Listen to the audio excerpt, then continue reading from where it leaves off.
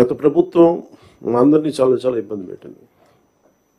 ఉన్నతాధికారుల చేత, రెవెన్యూ యంత్రాంగం చేత సినిమా టికెట్లు అమ్మించడం దగ్గర నుంచి, ఇసుక దోపిడీ చేయడం దగ్గర నుంచి మా అందరికీ ఏమనిపించింది అంటే బయట నుంచి when we are not in governance, ఇంతమంది ఐఏఎస్ అధికారులు ఉన్నారు, ఇంతమంది సీనియర్ బ్యూరోక్రాట్స్ ఉన్నారు, how come none of them had raise their objection.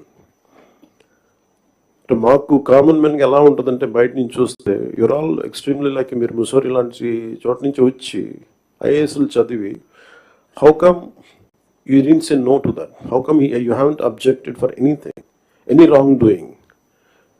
మాకు చాలా ఆశ్చర్యంగా ఉన్నది. ఎందుకు మీరు ఇంతమంది ఉండి ఇంత ఫిజికల్ ఇర్రెగ్యులారిటీ జరుగుతుంటే ఎందుకు మాట్లాడరేంటి, ఏం చేయరేంటి అనేది మా నిస్సహాయత, మా ఆవేదన.